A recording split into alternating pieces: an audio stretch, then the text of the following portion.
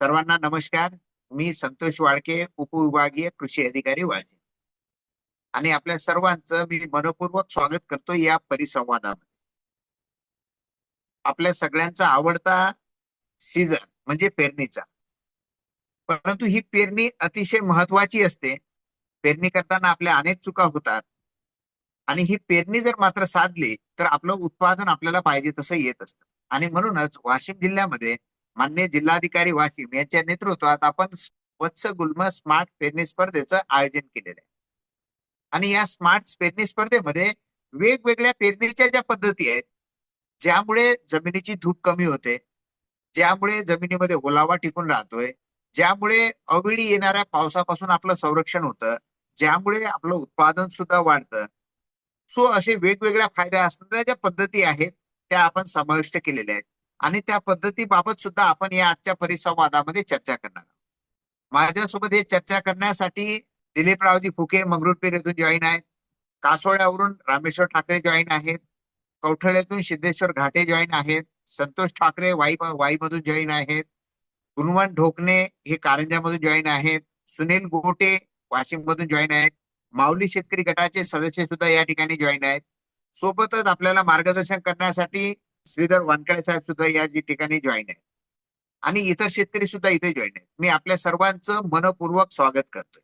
आणि पुढे जाण्यापूर्वी मी परत रिपीट आपल्याला सांगू इच्छितो की या स्पर्धेमध्ये 4 पद्धती आहेत ज्या आपण ग्राह्य धरणार आहोत. ज्या ज्या शेतकऱ्यांना शक्य आहे त्यांनी BBF वर पेरणी करायची आहे, त्याच्याबद्दलचं डिटेल मार्गदर्शन आपण दिलीपराव फुके यांच्याकडून घेणार आहोत.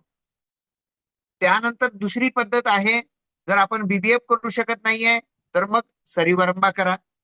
आता आपण सरीवरंबा तयार करू शकतोय आणि त्यावर टोकन पद्धतीने आपण लागवड करू शकतोय. आणि त्याबद्दल सुद्धा वानकडे साहेब आहेत किंवा रामेश्वर ठाकरे आहेत जे या सरीवरंबा पद्धतीने पीक घेतात, त्यांच्याकडून आपण जाणून घेणार आहोत.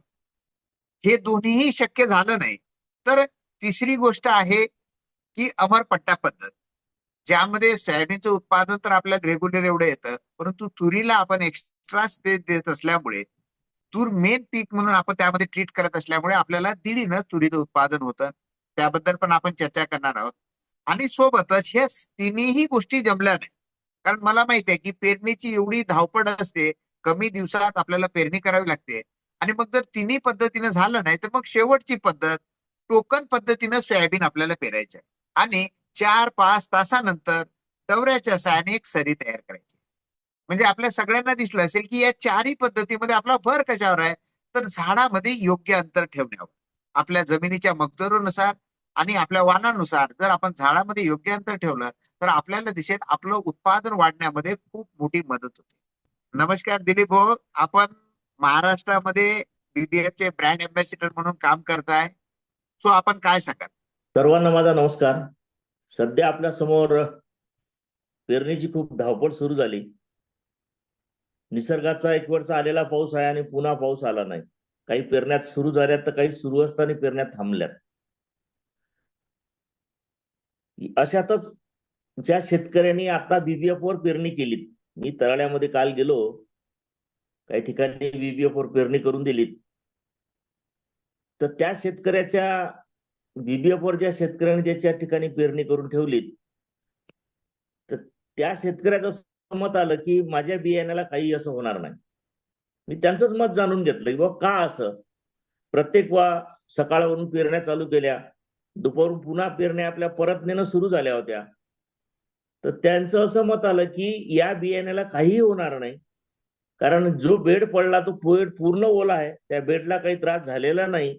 म्हणून आपण जर या ठिकाणी अशाच पद्धतीने पेरणी केली तर बेड पण सुंदर पडणार, सरी पण चांगल्या प्रकारे खोल पडणार आणि बियाण्याला सुद्धा धोका होणार नाही. हे असं काल सुद्धा मी प्रत्यक्षात जाऊन त्या शेतावर बघितलं. म्हणून माझी विनंती आहे की ज्या शेतकऱ्याने निसर्गाकडे पाहून, आपण नाहीतरी आता निसर्गावरच अवलंबून शेती करणार आहोत, जर निसर्गाकडे पाहून जर आपण असं काम केलं आज रोजी फायदा होणार आहे. पण पेरणी याच्यानंतर पाऊस जास्त जरी झाला तरी आपल्या पिकाला धोका होणार नाही, आपलं बियाणं खराब होणार नाही, उगवणीमध्ये काही त्रास होणार नाही, आणि कमी पाऊस पडला तरी आपलं बियाणं त्या ठिकाणी असं मरकूज किंवा पिवळ होऊन आतनी दबल असं काही होणार नाही. हे असं वातावरण सध्या BBF साठी अनुकूल आहे अशा वातावरणात जर आपण पेरणी केली तरी काहीही हरकत नाही. पण थोडा निसर्गाचा अंदाज जर घेतला, पेरणी झाली, पेरणीवर म्हणजे एक वेळ जर पेरणी साधली तर आपण शेवटपर्यंत चांगल्या प्रकारे साधू शकतो. जर आपली पेरणी पहिल्यांदा जर हुकली तर पुन्हा मात्र मग त्या ठिकाणी आपल्याला शेवटपर्यंत त्याची अडचण होते. Right. तरी पण BVF वर तशी अडचण येणारच नाही असे मी 100% सर्व शेतकऱ्यांना दैवान सांगतो. दिलीप भाऊ, आपण जसं सांगितलंय की सर्व श्रुत पण आहे, अनेक लोक सांगतात की बीबीएफ न पेरणी केली तर उत्पादन पण वाढतं, निसर्गाचा जो लहरीपणा आहे त्याला सुद्धा आपण सामोरं जाऊ शकतो. मग एवढे फायदे असताना बरेच शेतकरी मात्र बीबीएफ न पेरणी करत नाही. तर हे न करण्यामागं हा काही याचा खर्च जास्त येतो का काय होतंय, तो काय अडचण येते? याच्यात सर्वात मोठी अडचण अशी की बीबीएफ यंत्र फार शेतकऱ्याकडे नाही. जे आहेत त्यांना ते लावता येत नाहीत. दुसरं, ट्रॅक्टर चालवासाठी त्या ट्रॅक्टरला इतका तंतोतंत चालवा लागते, थोडी गलती झाली की अंतरामध्ये फरक पडते. जेवढं आपण 18 इंचाचं अंतर ठेवलं ते 22-24 इंचावर चाललं जाते आणि थोडं किचकट वाटते चालवताना त्याला. पण सोपं एवढं आहे की ते फरो टाकला की ते सरळ चालवतेच. पण लक्षात एवढंच येते की आपलं क्षेत्र कमी होणार आहे. आपण एका ठिकाणी सलग जर अशा वातावरणात जर धरलं तर 25-30 एकर पेरणी करते साधं पेरणी यंत्र. पण बीबीएफ वर 15 एकराच्या वर होत नाही. त्याच्यामुळे या यंत्राला थोडं साईडला ठेवतात. दुसरं काही फार मोठं याच्यात काही कारण नाही. हे करताना बियाणं कमी लागतं, जास्त लागतं का काय होतं, आणि उत्पादनावर त्याचा काय परिणाम होतो? आता बियाणं जर विचार केला तर आपण तसं 30 किलो बियाणं टाकतो. काही लोक शेतकरी 35 किलो बियाणं वापरतात. आजही परिस्थिती आहे साहेब ती. पण बीबीएफ वर 22 किलोच बियाणं पडते. आता बियाणं काही जे बारीक आलं, समजा 9305 आहे, याची बियाण्याची दाण्याची साईज जर बारीक असली तर त्यापेक्षा थोडं बियाणं जास्त पडते. पण साईज सारखी जर बियाणे असली तर त्या बियाण्यामध्ये प्रत्येक दाना समान अंतराचा टाकल्याच्यानं बियाणं त्या ठिकाणी कमी लागते. म्हणजे 22 किलो मध्ये बियाणं लागणार आणि 22 किलो बियाण्यामध्ये उत्पन्नात सुद्धा फरक पडणार. आता मी सांगताना 20 ते 25% सांगतो, पण माझ्याही पेक्षा जास्त प्रमाणात शेतकरी सांगतात की मला या बीबीएफ पेक्षा 4 पोते, 3 पोते, 2 पोते जास्तच झालेत. दिलीप भाऊ, काही असा तुमचा फरक ऍव्हरेज पडणार काय नाही. असतो? तुम्ही जेव्हा मी बीबीएफ न पेरणी आतापर्यंत करता तर ऍव्हरेज काय असतो? मी आतापर्यंतही 17-18 क्विंटलच्या अंदर आलो नाही. बरोबर. म्हणजे आपण सर्वसामान्य शेतकऱ्यांचे जेव्हा सोयाबीनचे ऍव्हरेज ऐकतो तर असं ऐकण्यात हो, येतं की मला 5 क्विंटलचा ऍव्हरेज आला, कोणी म्हणतो 6 हो, क्विंटलचा, 7-8 हो, क्विंटलचा आला तर खूप चांगला आला. आणि तुम्ही हो, सांगताय की जेव्हा बीबीएफ पद्धतीने तुम्ही दरवर्षी पेरताय तर तुमचा हो, ऍव्हरेज मात्र 16, 17, 18 पर्यंत पण जातोय. हो, आणि मग खर्च पण तुम्ही सांगितलं की थोडं किचकट आहे, म्हणजे प्रत्येक गोष्टी पेरणी ही किचकट प्रोसेस आहे.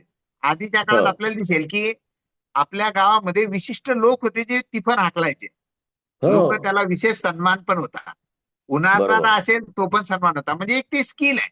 दिलीप भाऊ, आज असं दिसतंय की साध्या ट्रॅक्टरनं जेव्हा पेरणी होते आणि जेव्हा तो पेरणीवाल्या ड्रायव्हरकडे जर बघितलं तर असं लक्षात येतं की तो याच वर्षी ट्रॅक्टर चालवायला शिकला. तो पहिल्यांदाच पेरणी करत आहे. इव्हन त्याला माहित पण नाही आहे की बियाणं किती खोलीवर टाकायचं असतं. आणि तो काहीच मात्र नाही. पेरणी करतोय. विशेषतः नांगरणीच्या शेतीमध्ये ट्रॅक्टर वर खाली जातोय, लेवल जमीन नसते, बियाणं खाली वर पडतंय, बियाणं कुठं निघत नाही. तर साध्या पेरणीमध्ये सुद्धा पेरणीला सोपं आहे, परंतु पुढचे धोके मात्र खूप आहेत.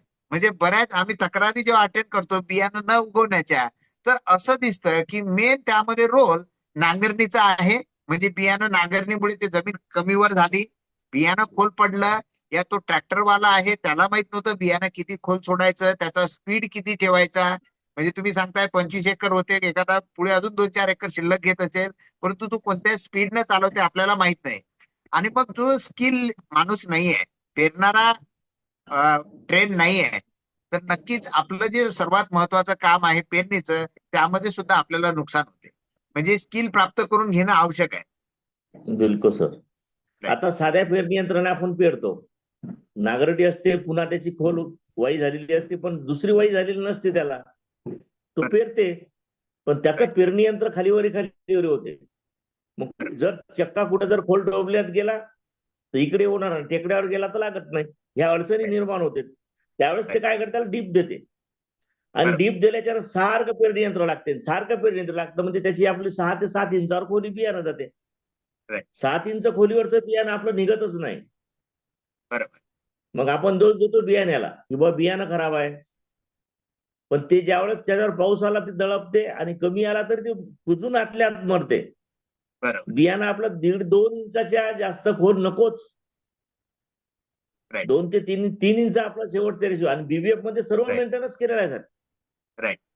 की तुम्ही डीप कशी लावायची, काय करायची, त्याला समोर एक बोल्ट आहे, ते बोल्ट लावून दिला की तुमचा बरोबर. चक्का त्या ठिकाणी चालणार आहे. आणि चालत असताना त्याच्या पूर्ण अंतर जेवढं आहे, खोलीचं अंतर मेंटेनन्स केलेलं आहे. त्याच्यामुळे त्याला काही दुसरं करण्याची आवश्यकता नाही. आता Right. ड्रायव्हरची शंका अशी आहे की बाबा मला तिथंच फिरून फिरून टाकावं लागतं. आता यानं गोल राऊंड मारत असताना हा असा विचार करत ना किती वेळेस फूट जागा सुटली म्हणून. त्याचं काम आहे फिरून शेताच्या बाहेर निघून जाणं. पण शेतकऱ्याचं काय नुकसान होते निघाल्यावर समजते. ज्यावेळेस काढलेले आपलं हे होते पीक येते त्यावेळेस त्याच्या लक्षात येते की आपण याच्यामुळे 18 इंचाच्या सव्याऐवजी 24 इंचाच्या वर सव्वा गेला आपला. हे त्यावेळेस ते शेतकरी लक्षात येत नाही, कारण ट्रॅक्टरही भाड्यानं आणि ड्रायव्हरही भाड्याचाच. Right. हाणारे हाना होते, त्याच्यामुळे त्या शेतकऱ्याचं नुकसान सुद्धा होते. म्हणजे आपल्याला दिसतंय की पेरणी करताना तुम्ही सांगितलं त्याप्रमाणे 2-3 गोष्टी अति महत्वाच्या आहे की पेरणीची खोली, जे आपल्याला विद्यापीठ सांगतं की 5 सेंटीमीटर पेक्षा खोल नको, म्हणजे 2 इंचापेक्षा खोल नको, अन्यथा रिस्क आहे नको. तुम्ही सांगितलं त्याप्रमाणे. आणि साधारण पेरणीमध्ये मात्र त्या खोलीबद्दल कोणी विचारच करत नाही. विशेषतः जो पेरणीवाला आहे त्याला जर विचारलं की बा खोली किती ठेवायची तर त्याला माहितीच नाही, आणि त्याला माहित नाही आणि तो ट्रॅक्टर चालवतो, तर बघा आपण किती अंधाधुंदपणे पेरणी करत आहोत. त्यामुळे आपल्या सगळ्यांना किंवा इतर शेतकऱ्यांना माझी विनंती आहे की त्या ड्रायव्हरला कमीत कमी सांगणं आवश्यक आहे की 5 सेंटीमीटरच्या खाली पडायला नको. शिवाय ते पेरणी यंत्र आहे ना आपले साधे, तर दिलीप भाऊ आपल्याला दिसते की ते दरवर्षी कॅलिब्रेट करावं लागतं. म्हणजे त्यातून किती बियाणं पडतं हे त्याला माहित असावं. स्प्रिंग काट्यासारखं ते यंत्र आहे. स्प्रिंग काटा जसा बरोबर. दरवर्षी वापरला तर जुना होतोय आणि मग तो 1 किलोचं वजन त्या ठिकाणी 1.5 किलो दाखवतोय किंवा ते कमी जास्त होतं. त्याचप्रमाणे या यंत्रामध्ये सुद्धा बिघाड होतात आणि दरवर्षी मात्र बरेच शेतकरी, बरेच ट्रॅक्टर मालक ते यंत्र सुद्धा कॅलिब्रेट करत नाही आणि कोणाला माहिती पण बरोबर. नसतं. आणि तुम्ही सांगताय तसं शेतकऱ्याचं खूप मोठं नुकसान होतं. आपल्यासोबत या ठिकाणी रामेश्वर ठाकरे सुद्धा आहेत, जे दरवर्षी सरी वरंब्यावर सोयाबीन पेरतात, परंतु दरवर्षी सोयाबीनचा साठी वरंब्या तयार करत नाहीत. एकदाच वरंबे तयार केलेले आहेत त्यांनी, थोडंफार त्या वरंब्याला रिनोव्हेट करतात, घराला कलरिंग केल्यासारखं, आणि त्यावर परत सोयाबीन पेरतात. तर मी त्यांचा सुद्धा अनुभव ऐकतोय. येस रामेश्वर भाऊ, माझा आवाज येतोय तुमच्यापर्यंत?